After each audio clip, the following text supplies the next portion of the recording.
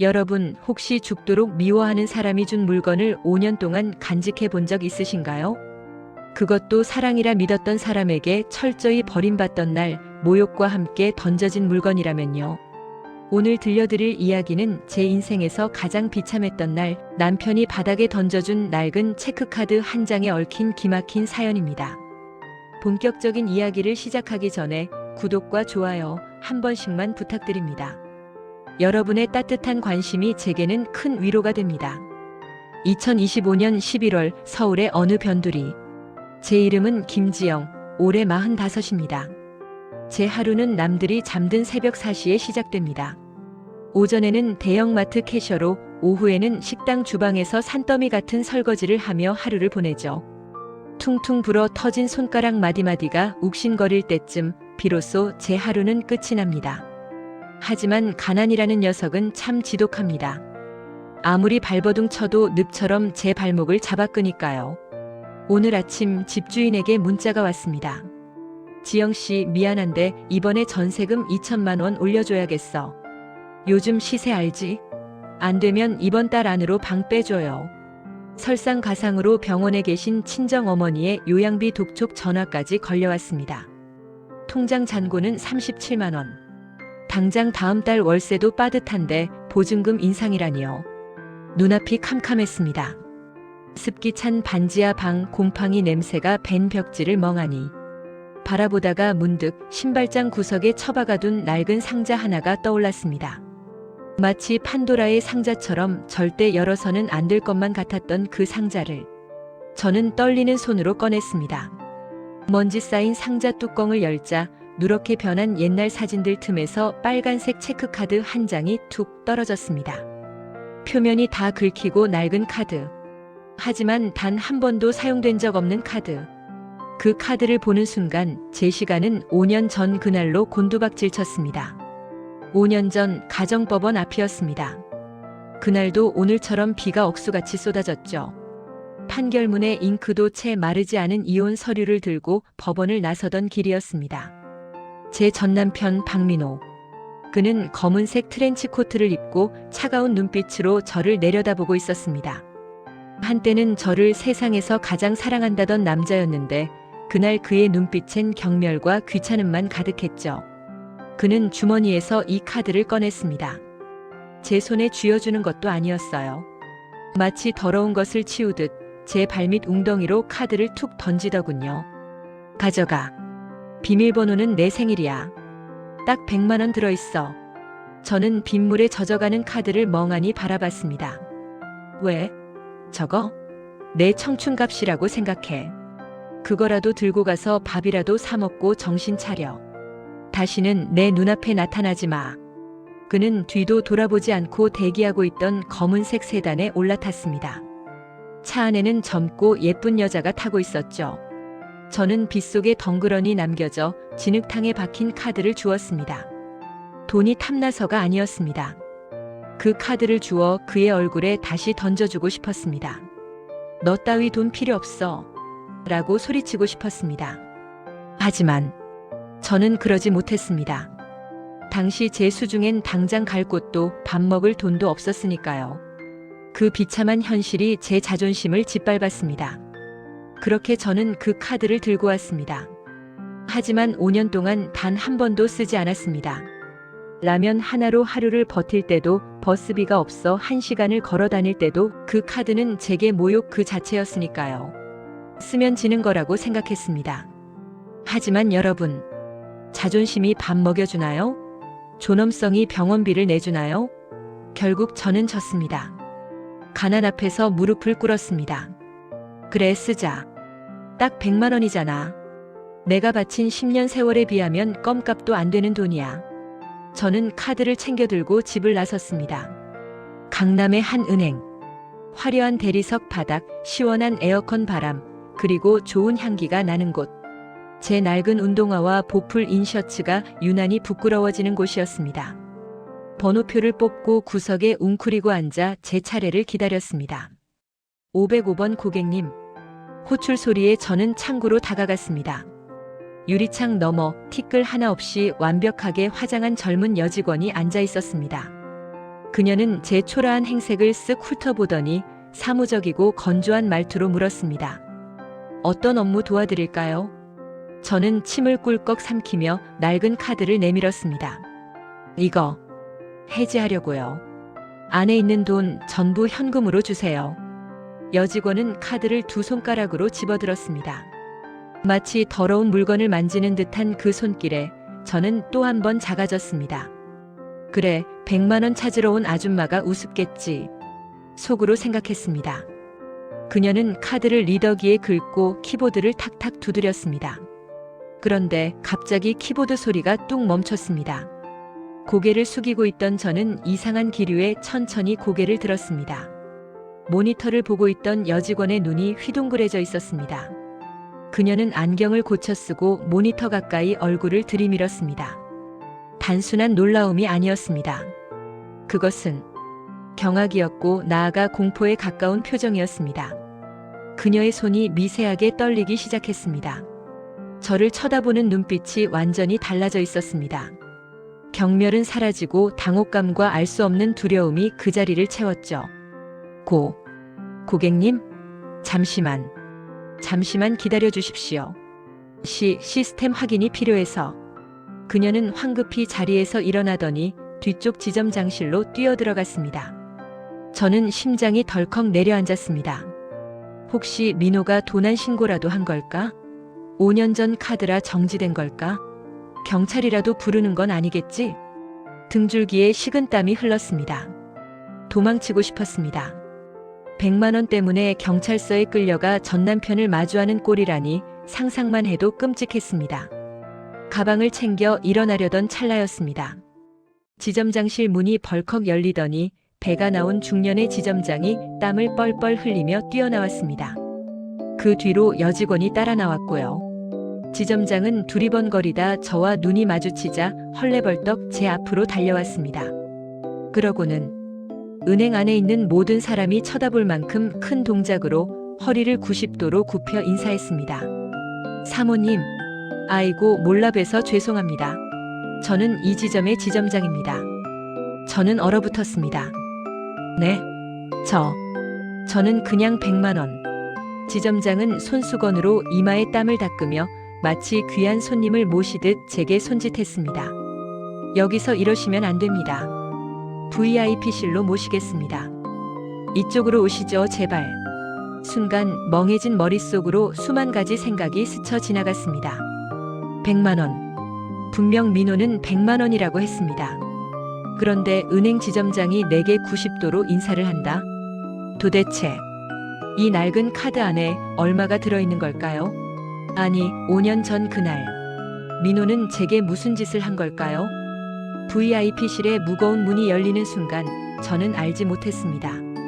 이 문 너머에 제 인생을 송두리째 뒤흔들 잔인하고도 슬픈 진실이 기다리고 있다는 것을요. 행운인 줄 알았던 숫자가 비극의 서막이 될 줄은 꿈에도 몰랐습니다. 가죽 소파의 차가운 감촉, 은은하게 퍼지는 시트러스 향기, 그리고 소음이 완벽하게 차단된 고요함. 은행 VIP실은 제가 사는 세상과는 전혀 다른 공기로 채워져 있었습니다. 방금 전까지 100만 원을 인출해 쌀을 사고 남은 돈으로 밀린 공과금을 낼 생각에 가슴 졸이던 저는 이제 낯선 공포 앞에 앉아 있습니다. 지점장은 제 앞에 김이 모락모락 나는 찻잔을 내려놓으며 마치 유리알을 다루듯 조심스럽게 입을 열었습니다. 사모님, 혹시 이 계좌에 대해 전혀 모르고 계셨습니까? 저는 마른 침을 삼켰습니다. 목구멍이 까끌까끌했습니다. 네. 전 남편은 여기에 100만 원이 들어있다고 했어요. 비밀번호는 자기 생일이라면서. 지점장은 난처한 듯 미간을 찌푸리더니 모니터 화면을 제 쪽으로 돌려주었습니다. 화면 가득 채운 숫자들. 0이 너무 많아 한눈에 세어지지도 않는 그 긴 숫자열 끝에 선명하게 찍힌 잔액. 현재 이 계좌의 잔액은 정확히 20억 4천만 원입니다. 5년 전 박민호님께서 전 재산을 처분해 만든 신탁 자금이죠. 복리 이자까지 붙어 원금보다 조금 더 불어났습니다. 20억. 순간 귀에서 B-하는 이명이 들렸습니다. 심장이 쿵 하고 바닥으로 떨어지는 것 같았습니다. 로또에 당첨된 사람들은 환호성을 지른다던데 저는 숨을 쉴 수가 없었습니다. 기쁨? 아니요. 그것은 명백한 공포였습니다. 왜냐하면 제 기억 속의 박민호는 이런 큰 돈을 가진 사람이 아니었으니까요. 그는 성실한 중소기업 사장이었지만 늘 자금 회전에 시달렸습니다. 우리가 이혼하던 즈음엔 회사가 어렵다며 밤잠을 설치던 날이 더 많았습니다. 그런데 20억이라니요. 그것도 저를 벌레 보듯 하며 바닥에 던져준 카드 안에 20억을 숨겨놨다니요. 머릿속이 윙윙거렸습니다. 지점장의 입술이 움직이고 있었지만 소리는 들리지 않았습니다. 가져가서 밥이나 사 먹어. 내 청춘값이라고 생각해. 5년 전 빗속에서 그가 했던 말들이 비수가 되어 제 가슴을 후벼 팠습니다. 100만 원인 줄 알았던 모욕이 사실은 20억짜리 거대한 거짓말이었다는 사실. 이 돈은 과연 깨끗한 돈일까요? 혹시 회사 돈을 횡령해서 내 명의로 숨겨둔 건 아닐까요? 아니면 평생 쓰지도 못할 돈을 쥐어주고 가난에 허덕이는 저를 보며 어딘가에서 비웃고 있는 건 아닐까요? 의심은 꼬리에 꼬리를 물고 독사처럼 저를 휘감았습니다. 저기요, 지점장님. 이 돈, 제가 지금 찾을 수 있는 건가요? 아니, 제 이름으로 된 게 확실해요? 그럼요. 신탁 조건이 5년 거치 후 김지영 본인이 직접 내방했을 때만 인출 가능이었습니다. 오늘이 정확히 그 조건이 충족되는 날이고요. 5년 거치. 마치 제가 5년 동안은 절대 오지 않을 거라 확신이라도 한 듯한 조건. 혹은 5년은 지나야 제가 이 돈의 무게를 감당할 수 있을 거라 생각했던 걸까요? 저는 도망치듯 은행을 빠져나왔습니다. 제 손에는 낡고 벗겨진 빨간색 체크카드 대신 묵직하고 차가운 블랙카드가 들려 있었습니다. 하지만 그 카드는 제게 구원 동아줄이 아니라 시한폭탄처럼 느껴졌습니다. 은행 앞 대로변 화려한 빌딩 숲 사이에서 저는 길 잃은 아이처럼 서 있었습니다. 사람들은 바쁘게 지나갔고 아무도 저를 신경 쓰지 않았습니다. 하지만 제 주머니 속에는 그들의 평생 연봉을 합친 것보다 큰 돈이 들어 있었습니다. 이 말도 안 되는 괴리감이 저를 더욱 외롭게 만들었습니다. 전화를 해야 했습니다. 박민호 그 사람에게 물어야 했습니다. 도대체 무슨 꿍꿍이냐고. 나를 가지고 노니까 재밌냐고. 이 돈의 정체가 뭐냐고 멱살이라도 잡고 따져야 했습니다. 떨리는 손으로 휴대폰을 꺼냈습니다. 액정이 깨진 낡은 스마트폰. 주소록을 뒤졌지만 그의 번호는 없었습니다. 5년 전 법원을 나서자마자 지워버렸으니까요. 하지만 10년을 사랑했던 사람의 번호는 머리보다 손가락이 먼저 기억하고 있었습니다. 10. 익숙한 숫자들을 누르는 손끝이 파르르 떨렸습니다. 통화 버튼을 눌렀습니다. 지금 거신 번호는 없는 번호이오니 다시 확인하시고 걸어주시기 바랍니다. 없는 번호. 심장이 쿵 내려앉았습니다. 당연한 일일지도 모릅니다. 5년이나 지났으니까요. 그는 사업가였고 번호를 바꿨을 수도 있습니다. 아니면 저 같은 전처가 귀찮게 할까봐 일부러 없앴을 수도 있겠죠. 하지만 없는 번호라는 기계음은 마치 그가 이 세상에서 증발해버린 것 같은 불길한 예감을 주었습니다. 다시 걸어보았습니다. 1번, 2번, 5번. 결과는 같았습니다. 차가운 기계음만이 제 절박함을 비웃듯 반복될 뿐이었습니다. 저는 털썩 길가 화단에 주저앉았습니다. 지나가는 사람들이 힐끔거렸지만 창피함 따위는 느낄 새가 없었습니다. 그때 문득 한 사람이 떠올랐습니다. 최재식. 민호의 고향 친구이자 저와도 대학 동창이었던 남자. 민호의 오른팔이나 다름없었고 우리 부부의 모든 것을 알고 있던 유일한 사람. 이혼하던 날 법원 먼발치에서 말없이 담배만 피우던 재식의 얼굴이 스쳐 지나갔습니다. 그라면 민호의 행방을 알고 있을 겁니다. 하지만 망설여졌습니다. 이혼 후 민호와 관련된 모든 인연을 끊었으니까요. 제가 전화하면 재식은 뭐라고 할까요? 돈 냄새 맡고 연락했냐고 욕이라도 할까요? 하지만 선택의 여지가 없었습니다. 20억이라는 거대한 의문부호를 안고서는 단 하루도 버틸 수 없을 것 같았으니까요. 저는 심호흡을 깊게 하고 클라우드에 저장되어 있던 재식의 번호를 찾아 눌렀습니다. 신호음이 길게 이어졌습니다. 제발 받아라, 제발. 여보세요? 누구쇼? 익숙하지만 훨씬 더 늙고 지친 목소리였습니다. 저는 마른 침을 삼키며 입을 열었습니다. 제시가. 나야, 지영이. 김지영. 수화기 너머에서 정적이 흘렀습니다. 숨소리조차 들리지 않는 긴 침묵. 그 침묵이 너무 무거워 저는 금방이라도 전화를 끊고 싶었습니다. 잠시 후 제식의 헛웃음 소리가 들렸습니다. 김지영. 야, 내가 살아는 있었냐? 참 빠르다, 빨라. 5년 동안 코빼기도 안 비치더니 이제야 전화를 해?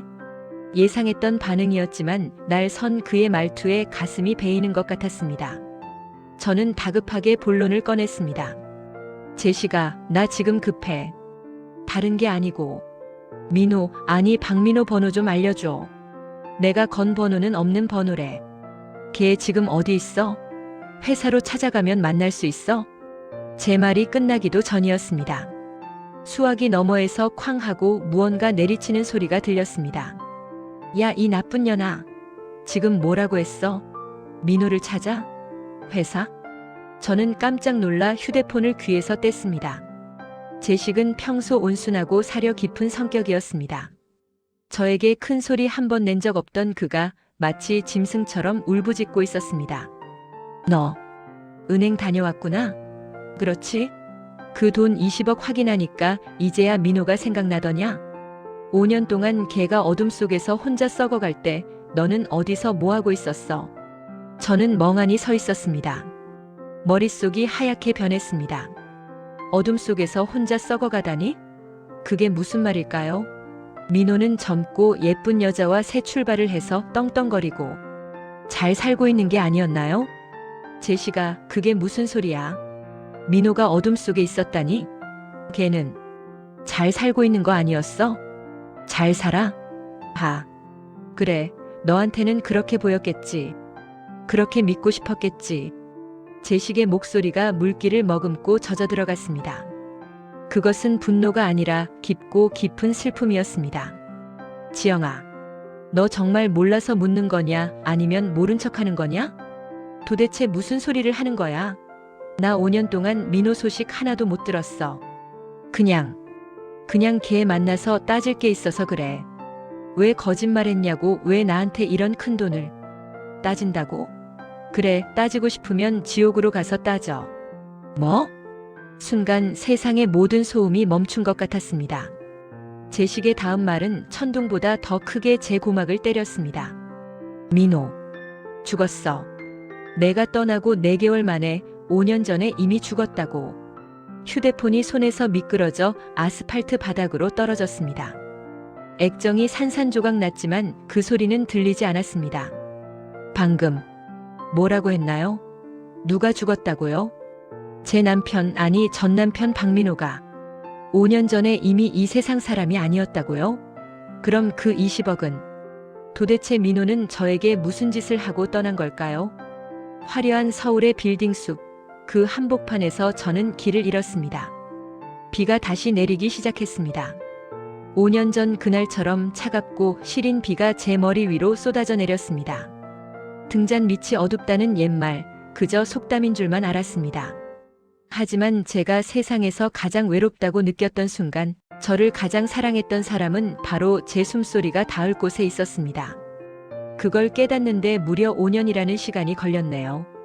제식은 낡은 가죽 점퍼 주머니에서 담배를 꺼내려다 말고 깊은 한숨을 내쉬었습니다. 그의 얼굴은 제가 기억하던 5년 전보다 10년은 더 늙어 보였습니다. 희끗희끗한 머리칼, 깊게 패인 주름. 친구의 죽음을 지켜본 자의 얼굴이란 게 저런 것일까요? 저는 떨리는 손으로 물잔을 쥐고 있었습니다. 죽었다니. 제시가, 그게 무슨 말이야? 농담하지 마. 제식은 저를 빤히 쳐다봤습니다. 원망과 연민이 뒤섞인 눈빛이었죠. 골육종이었어. 뼈한 말기. 내가 법원에서 이혼 도장 찍던 날 민호는 이미 진통제 없이는 서 있지도 못하는 상태였다. 머리를 한 대 얻어맞은 것 같았습니다. 법원 앞 검은색 트렌치 코트를 입고 서 있던 민호. 그때 저는 그가 멋을 부린다고 생각했습니다. 하지만 지금 생각해보니 앙상하게 마른 몸을 가리기 위해서였을까요? 창백했던 얼굴은 냉정이 아니라 고통 때문이었을까요? 그럴 리 없어. 그럼 그 여자는? 법원 앞에 차대고 기다리던 그 젊고 예쁜 여자는 뭔데? 제식은 쓴웃음을 지었습니다. 그 여자? 연극영화과 휴학생이었어. 민호가 일당 20만 원 주고 고용한 알바생. 뭐? 민호가 그랬다. 자기는 곧 죽을 텐데 내 성격에 아픈 거 알면 병 수발든답시고 내 인생 다 갈아 넣을 거라고. 차라리 자기가 천하의 나쁜 놈이 돼서 내가 정 떨어지게 만드는 게 널 위한 길이라고. 20만 원. 제 가슴을 갈기갈기 찢어놓았던 그 잔인한 불륜극의 대가가 고작 20만 원이었다니요. 저는 그 가짜 연극에 속아 5년을 증오 속에서 살았습니다. 그가 저를 위해 악역을 자처하며 피를 토하고 있을 때 저는 그를 저주하며 이를 갈았습니다. 그제야 알 것 같았습니다. 왜 그가 저에게 모욕을 주며 카드를 던졌는지, 왜 끝까지 차가운 척 돌아섰는지. 그 잔인함은 그가 할 수 있는 가장 슬프고 처절한 사랑 고백이었습니다. 제식은 넋이 나간 저를 이끌고 어디론가 향했습니다. 차창 밖으로 익숙한 풍경이 스쳐 지나갔습니다. 어라? 이곳은 제가 사는 동네였습니다. 제가 5년 전 이혼하자마자 도망치듯 숨어든 서울 변두리의 낡은 빌라촌. 제식의 차가 멈춘 곳은 제 반지하. 자취방에서 정확히 길 하나를 건너 마주보고 있는 허름한 4층짜리 상가 건물이었습니다. 여긴 우리 집 앞이잖아. 제식은 말없이 앞장서서 계단을 올랐습니다. 페인트 칠이 벗겨진 좁고 가파른 계단. 곰팡이 냄새와 습한 공기가 훅 끼쳐왔습니다. 4층 옥상에 위태롭게 지어진 불법 건축물 옥탑방. 녹슨 철문 앞에서 제식은 열쇠를 꺼냈습니다. 문이 열리자 찬 공기와 함께 강한 소독약 냄새가 콧속을 찔렀습니다. 사람의 온기가 사라진 지 오래된 방. 하지만 누군가의 시간이 그대로 멈춰버린 방. 방 안은 횡했습니다. 주인 없는 낡은 침대 하나, 링거 거치대, 그리고 산더미처럼 쌓인 약봉지들. 그리고 창가 한가운데에 덩그러니 놓인 낡은 나무 의자 하나. 저는 홀린 듯 그 의자로 다가갔습니다. 창문에는 커튼 대신 신문지가 덕지덕지 붙어 있었는데 딱 한 곳, 어른 주먹만 한 구멍이 뚫려 있었습니다. 그리고 그 구멍 앞에 삼각대에 고정된 고성능 쌍안경이 놓여 있었습니다. 여기서 봐. 민호가 죽기 전날까지 뼈가 부서지는 고통 속에서도 매일같이 뭘 보고 있었는지. 저는 떨리는 손으로 쌍안경의 차가운 금속 테두리를 잡았습니다. 그리고 천천히 눈을 가져다 댔습니다. 렌즈 너머로 보인 것은 바로 제 방이었습니다. 제 반지하 방의 작은 창문. 베란다에 널어놓은 제 낡은 티셔츠들. 제가 퇴근길에 늘 지나오는 가로등 및 골목길. 쌍안경의 초점은 소름 끼치도록 정확하게 제 일상의 모든 동선에 맞춰져 있었습니다. 다리에 힘이 풀려 주저앉고 말았습니다. 이곳에서, 바로 이 거리에서 그는 저를 보고 있었습니다. 제가 라면을 끓여 먹을 때도 방세 걱정에 한숨 쉬며 창밖을 볼 때도 술에 취해 그를 욕하며 울던 밤에도 그는 이 어둡고 추운 방에서 저를 지켜보고 있었습니다. 민호는 이혼하고 바로 이 방을 얻었어. 너랑 제일 가까운 곳이어야 한다고. 항암 치료도 거부했어. 병원에 입원하면 널 볼 수가 없으니까. 제식은 창가에 기대어 먼지 쌓인 의자를 쓸어내렸습니다. 지영아, 너 기억나냐? 4년 전 여름 장마 때. 기억합니다. 유난히 비가 많이 오던 여름이었죠. 그날 내가 우산도 없이 퇴근하고 있었어. 버스 정류장에서 집까지 뛰어오는데 비는 억수같이 쏟아지고. 그날 밤, 저는 비를 쫄딱 맞으며 집으로 뛰어왔습니다. 서러웠습니다. 우산 하나 챙겨줄 사람 없는 내 처지가, 이혼녀라는 딱지가, 눅눅한 반지하. 방이 너무 싫어서 빗물 섞인 눈물을 흘렸었죠. 그런데 제식의 다음 말은 제 기억을 산산조각 냈습니다. 민호가 그걸 보고 있었어. 내가 비 맞고 뛰는 걸 보자마자 이 바보 같은 자식이 우산을 들고 뛰어나가려고 했어. 근데 제식은 말을 잇지 못하고 입술을 깨물었습니다. 이미 암세포가 척추까지 퍼져서 하반신이 마비된 상태였어. 일어설 수가 없었던 거야. 제 머릿속에 잔인한 영상이 그려졌습니다. 비에 젖은 저를 보며 안절부절 못하다가 앙상한 팔로 현관문을 향해 몸을 던지는 민호. 마음은 벌써 저에게 달려와 우산을 씌워주고 있는데 굳어버린 다리는 말을 듣지 않았겠죠. 그날 밤에 내가 와보니까 민호가 현관문 앞 차가운 바닥에 엎드려 있더라. 손톱이 다 뒤집어지도록 바닥을 긁으면서 짐승처럼 울고 있었어. 제시가, 나 너무 화가 나. 내 마누라 비 맞는데 내가 해줄 수 있는 게 아무것도 없어. 나 진짜 쓰레기야.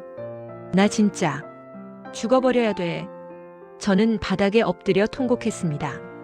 쌍안경을 끌어안고 짐승처럼 울부짖었습니다. 아, 민호야. 이 바보 같은 사람아. 당신은 나를 버린 게 아니었어. 나를 감시한 것도 아니었어. 당신은 그저 지키고 있었던 거야. 움직이지도 않는 다리를 끌고 썩어가는 몸을 이끌고 그렇게라도 내 곁에 있고 싶었던 거야. 나는 그것도 모르고 당신이 잘 먹고 잘 사는 줄 알고 매일 밤 당신이 불행해지길 기도했어. 당신이 바닥을 기며 울고 있을 때 나는 당신을 저주했어. 이 죄를, 이 끔찍한 죄를 어떻게 갚아야 해? 소독약 냄새가 벤 민호의 낡은 베개에 얼굴을 파묻었습니다. 희미하게 남아있는 그의 냄새. 담배 냄새와 섞인 비릿한 피 냄새, 그리고 그리움의 냄새. 그는 20억을 남긴 게 아니었습니다. 자신의 생명을, 자신의 전부를 저를 위해 남기고 떠난 것이었습니다. 한참을 울다 고개를 들었을 때 제식은 구석에 있던 낡은 테이블에서 무언가를 꺼내왔습니다. 먼지가 뽀얗게 앉은 검은색 노트북, 그리고 작은 USB 하나. 자, 받아라. 민호가 죽기 일주일 전에 링거 꽂은 손으로 겨우겨우 남긴 거다. 저는 떨리는 손으로 그것을 받아들었습니다. 판도라의 상자는 아직 다 열리지 않았습니다. 이제 저는 죽은 남편과 마주해야 합니다. 그가 마지막 숨을 몰아쉬며 저에게 남기고 싶었던 말이 무엇인지 들어야만 했습니다. 사람이 죽기 일주일 전 가장 사랑하는 사람에게 남길 수 있는 유산은 무엇일까요? 돈? 명예? 아니면 구구절절한 편지? 제 남편, 아니 저의 영원한 편이었던 그 남자는 제게 아주 짓궂은 내기를 유산으로 남겼습니다. 그리고 그 내기의 대가는 제 인생을 송두리째 바꿔놓을 만큼 거대하고 아픈 것이었습니다. 먼지 쌓인 검은색 노트북 화면이 켜졌습니다. 제식이 건네준 USB를 꽂자 지영에게라는 폴더 하나가 덩그러니 나타났습니다. 마우스 커서를 움직이는 제 손끝이 파르르 떨렸습니다. 이 파일을 여는 순간 더는 5년 전의 그날로 되돌아갈 수 없다는 것을 직감했으니까요. 화면이 깜빡이더니 익숙하면서도 낯선 남자의 얼굴이 나타났습니다. 민호였습니다. 하지만 제가 알던 어깨가 넓고 당당하던 사업가 박민호가 아니었습니다. 항암 치료로 머리카락은 다 빠져 듬성듬성했고 광대뼈가 툭 튀어나올 정도로 앙상하게 마른 남자. 맞지 않는 헐렁한 환자복 사이로 앙상한 쇄골이 드러난 채 링거 꽂은 손을 힘겹게 들어 올리며 그가 웃고 있었습니다. 안녕, 지영아. 나야. 내 전남편 천하의 나쁜 놈 박민호. 그의 목소리를 듣는 순간 참았던 울음이 툭 터지듯 터져나왔습니다. 화면 속에 그는 고통을 참으려는 듯 미간을 찌푸리다가도 이내 장난스러운 표정을 지어 보였습니다. 놀랐지? 꼴이 좀 말이 아니네. 너한테는 항상 멋진 모습만 보여주고 싶었는데 마지막이 이래서 미안해. 그래도 너무 흉하게 보지는 마라. 제시기가 억지로 찍으라고 시켰거든. 저는 노트북 화면을 어루만졌습니다. 차가운 액정 너머에 그는 금방이라도 부서질 것 같았습니다. 지영아, 은행 다녀왔지? 20억 확인하고 놀랐을 거야. 그거 나쁜 돈 아니야. 내 회사, 내 청춘 다 팔아서 만든 돈이야. 그는 숨을 몰아쉬며 말을 이었습니다. 회사를 급하게 매각하느라 제값을 받지 못했다는 이야기, 경쟁 업체들에게 머리를 조아리며 현금을 마련했다는 이야기. 그 모든 과정이 오직 단 한 사람, 저를 위해서였다는 고백이 이어졌습니다. 너 궁금하지? 왜 5년이나 묵혀뒀는지, 왜 하필 100만 원이라고 거짓말하면서 바닥에 던졌는지. 그는 화면 너머의 저를 꿰뚫어 보듯 슬픈 눈으로 웃었습니다. 내가 너 잘 알잖아. 김지영 자존심 황소고집인 거. 내가 만약 그때 이거 20억이야. 나 죽으니까 이거로 잘 살아라고 줬으면 너 그 돈 받았겠냐? 내 병 알자마자 다 털어서 병원비로 썼겠지. 나 살리겠다고 내 인생 다 갈아 넣었겠지. 정곡이었습니다. 저는 그런 여자였으니까요. 그를 살릴 수만 있다면 20억이 아니라 제 심장이라도 팔았을 겁니다. 그는 그걸 알기에 저를 보호하기 위해 가장 잔인한 방법을 선택한 겁니다. 그래서 내기했어. 제식이 놈은 내가 당장 카드를 부러뜨릴 거라고 했지만 난 알았어. 넌 그 카드를 자존심의 상징으로 간직할 거란 걸. 그리고 정말 죽을 만큼 힘들 때, 더는 물러설 곳이 없을 때, 그때야 비로소 그 카드를 꺼낼 거란 걸. 그의 눈시울이 붉어졌습니다. 그 5년 동안 내가 악착같이 버텨서 홀로 서길 바랐어. 내 빈자리가 느껴지지 않을 만큼 단단해지길 바랐어. 이 돈이 너에게 슬픔이 아니라 세상을 살아갈 든든한 방패가 되길 바랐어. 저는 고개를 떨구고 오열했습니다. 바보야. 너 진짜 바보야. 그는 저를 강하게 키우기 위해 스스로 악역이 되어 5년의 시간을 선물한 겁니다.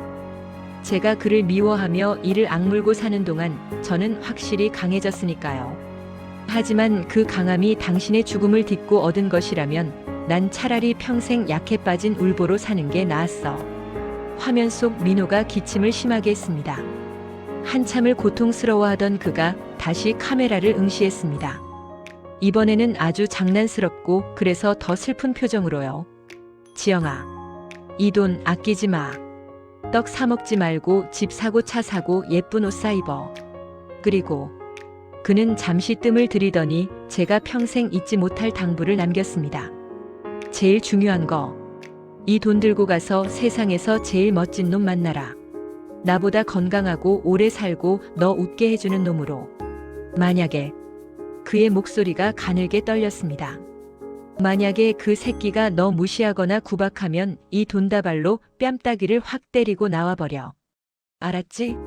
넌 내 아내였으니까 누구 앞에서도 기죽지 마. 절대. 마지막 순간까지도 그는 제 미래를 걱정하고 있었습니다. 자신을 잊고 다른 남자를 만나 행복하라고. 하지만 혹시라도 상처받을까봐 20억이라는 거대한 방패를 쥐어주는 남자. 졸리다. 지영아, 사랑한다. 아주 많이. 미안하고 고마웠어. 화면이 검게 변하고 영상이 끝났습니다. 저는 검은 화면에 비친 제 얼굴을 보며 짐승처럼 울부짖었습니다. 당신이 이겼어. 당신이 다 이겼다고, 이 나쁜 사람아. 다음 날 저는 제식의 차를 타고 민호가 잠든 곳으로 향했습니다. 그가 남긴 20억과는 어울리지 않는 서울 외곽의 초라한 시립 납골묘지. 화려한 비석 하나 없이 작은 표지석만이 그가 여기 있음을 알려주고 있었습니다. 제식의 말로는 민호가 유언으로 부탁했다고 합니다. 내 맷자리에 돈 쓰지 마라. 그 돈 한 푼이라도 아껴서 지영이 줘야 한다. 죽어서 눕는 자리조차 아까워했던 사람. 저는 표지석 앞에 주저앉았습니다. 주변에 무성하게 자란 잡초를 맨손으로 뽑기 시작했습니다. 거친 풀이 손바닥을 긁어 생채기가 나고 피가 맺혔지만 아프지 않았습니다. 오히려 그 쓰라림이 저를 위로하는 것 같았습니다. 여보, 나왔어. 당신이 내쫓았던 지영이. 차가운 돌 위에 손을 얹었습니다. 5년 전 빗속에서 놓았던 그 손을 다시 잡는 기분이었습니다. 당신 말대로 할게. 나 이 돈 펑펑 쓸 거야. 맛있는 것도 먹고 좋은 옷도 입고 보란듯이 떵떵거리며 살 거야. 그래서 당신이 억울해서라도 꿈에 나타나게 만들 거야. 눈물이 뺨을 타고 흘러 표지석을 적셨습니다. 하지만 이번 눈물은 분노나 원망이 아니었습니다. 그러니까 거기서는 아프지 마. 다리 절지도 말고 기침도 하지 말고 내가 갈 때까지 푹 쉬고 있어. 알았지? 바람이 불어왔습니다. 마치 민호가 제 머리카락을 쓰다듬는 듯한 따뜻하고 부드러운 바람이었습니다. 저는 표지석에 입을 맞췄습니다. 5년 동안 꾹꾹 눌러왔던 차마 뱉지 못했던 말을 토해냈습니다. 사랑해. 사랑해, 민호 씨. 정말 많이 보고 싶었어. 그날 저는 묘지에서 오랫동안 앉아 있었습니다. 그가 남긴 20억은 이제 단순한 돈이 아니었습니다. 그것은 그가 제게 남긴 시간이었고 세상의 풍파로부터 저를 지켜줄 단단한 갑옷이었으며 무엇보다 영원히 변치 않을 사랑의 증거였습니다. 이제 저는 일어서야 합니다. 그 누구보다 찬란하게 살아내는 것이 그에 대한 최고의 복수이자 사랑일 테니까요. 돈에는 냄새가 난다고 하죠. 그 말이 사실인가 봅니다. 20억이라는 돈이 들어오자마자 5년 동안 그림자도 보이지 않던 사람들이 꼬이기 시작했으니까요. 제 인생의 겨울이 끝나고 그 사람이 목숨으로 남겨준 봄이 오고 있었습니다. 하지만 저는 알았습니다. 이 봄을 온전히 누리기 위해서는 지난 계절의 묵은 먼지들을 털어내야 한다는 것을요. 지긋지긋한 벨소리. 화면에 뜬 이름은 고모였습니다. 5년 전 어머니 병원비 100만 원이 급해 전화했을 때 너랑 엮이면 재수가 없다며 소금을 뿌리던 분이죠. 저는 낡은 자취방에 앉아 제 앞에 앉은 불청객들을 바라봤습니다. 고모, 사촌 오빠, 그리고 연락 한 번 없던 대학 동기들까지. 좁은 방이 꽉 찰 정도로 모여든 그들의 눈빛은 탐욕으로 번들거리고 있었습니다. 아이고 지영아. 내가 그동안 얼마나 너 걱정했는지 아니? 민호 서방 그렇게 되고 너 혼자 고생할까봐 잠도 못 잤다. 예. 야 지영아. 너 이번에 20억 생겼다며? 오빠가 기가 막힌 투자처를 아는데 딱 3억만. 역겨움이 치밀어 올랐습니다. 민호는 저를 위해 차가운 옥탑방에서 홀로 죽어가면서도 10원 한 푼 허투루 쓰지 않았습니다. 저는 테이블 위에 놓인 시원한 물 한 잔을 단숨에 들이켰습니다. 그리고 차갑게 식은 눈으로 그들을 쏘아봤습니다. 다들 착각하고 계신 것 같은데 이 돈은 공돈이 아니에요. 좌중이 조용해졌습니다. 이건 제 남편이 뼈가 녹아내리는 고통을 참아가며 피를 토하며 모은 핏값입니다. 당신들 도박빚 갚아주고 사업 자금 대주라고 남긴 돈 아니라고요. 뭐? 너 말버릇이 그게 뭐니? 우리가 남이야? 남이죠. 5년 전 우리 엄마 수술비 없어서 발 동동 구를 때 다들 어디 계셨어요? 그때 져버리셨잖아요. 이제 와서 가족인 척하지 마세요. 역겨우니까. 저는 현관문을 활짝 열어젖혔습니다. 나가세요. 그리고 다시는 연락하지 마세요. 10원 한 장도 못 드립니다. 쫓겨나듯 나가는 그들의 등 뒤로 문을 쾅 닫았습니다. 속이 뻥 뚫리는 기분. 아, 이게 바로 사이다라는 거군요. 주변의 잡음을 정리한 후 저는 가장 먼저 민호의 고향 집으로 향했습니다. 경북 영주의 한적한 시골 마을. 녹슨 대문과 잡초가 무성한 마당. 5년이라는 세월 동안 시부모님도 많이 늙으셨더군요. 저를 본 시어머니는 지팡이를 놓치며 그 자리에 주저앉으셨습니다. 아가, 지영아. 두 분은 이미 모든 걸 알고 계셨습니다. 아들이 암에 걸려 죽어가고 있다는 것도, 며느리에게 짐이 되기 싫어 일부러 모질게 굴었다는 것도, 민호는 부모님께도 신신당부했다고 합니다. 지영이 절대 찾지 마세요. 그 사람 새 인생 살게 놔두세요. 자식 잃은 슬픔을 며느리에게 들킬까봐 두 노인은 5년 동안 숨죽여 울며 살아오셨던 겁니다. 저는 앙상해진 시어머니를 끌어안고 한참을 울었습니다. 어머님, 아버님, 죄송해요. 제가 너무 늦게 왔죠. 저는 가방에서 서류 봉투 하나를 꺼내드렸습니다. 읍내에 있는 작은 3층 건물 등기 권리증이었습니다. 민호가 남긴 돈의 일부로 두 분의 노후를 위해 마련한 선물이었습니다. 이거 받으세요. 민호 씨가 드리는 마지막 효도라고 생각하세요. 그리고 저 민호 씨 아내예요. 앞으로는 제가 딸 노릇할게요. 자주 올게요, 어머니. 거절하시는 두 분의 거친 손을 꼭 잡아드렸습니다. 모든 정리를 마친 후 저는 부산으로 떠났습니다. 신혼 때 민호가 늘 입버릇처럼 말했던 곳이었죠. 나중에 돈 많이 벌면 우리 해운대 제일 좋은 호텔 가서 일주일 동안 꼼짝 안 하고 바다만 보자. 저는 해운대에서 가장 비싼 5성급 호텔 로비에 들어섰습니다. 체크인 카운터에서 직원이 결제를 요청했습니다. 저는 지갑에서 민호가 남겨준 블랙카드를 꺼냈습니다. 직원에게 카드를 건네자 곧이어 경쾌한 기계음이 들렸습니다. 결제되셨습니다. 스위트룸으로 안내해드리겠습니다, 고객님. 그 순간 저는 픽 웃음이 났습니다. 겨우 이거였는데. 이 띠링 소리 한번 듣게 해주려고 당신은 그렇게 밤낮으로 일하고 피를 쏟았던 거야? 엘리베이터 거울 속에 비친 제 모습은 더는 초라한 마트 캐셔가 아니었습니다. 말끔한 정장 원피스에 당당한 표정을 한 사랑받은 기억을 가진 여자였습니다. 해질녘의 해운대 바다. 저는 룸서비스로 시킨 최고급 스테이크와 레드와인 한 병을 테라스 테이블에 차렸습니다. 그리고 제 맞은편 빈 의자에 와인 잔 하나를 더 놓았습니다. 와인을 따르는 붉은 액체가 석양빛을 받아 반짝였습니다. 자기야, 보고 있어? 나 당신 돈 펑펑 쓰고 있다. 이 호텔 하룻밤에 얼만 줄 알아? 당신 알면 기절해서 무덤에서 벌떡 일어날걸?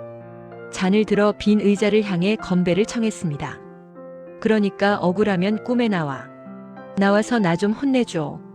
돈 좀 아껴 쓰라고 잔소리해 달란 말이야. 목소리가 젖어 들어갔습니다. 그때였습니다. 눈물 맺힌 제 눈앞에 믿을 수 없는 환영이 보였습니다. 빈 의자에 민호가 앉아 있었습니다. 환자복을 입은 앙상한 모습이 아니었습니다.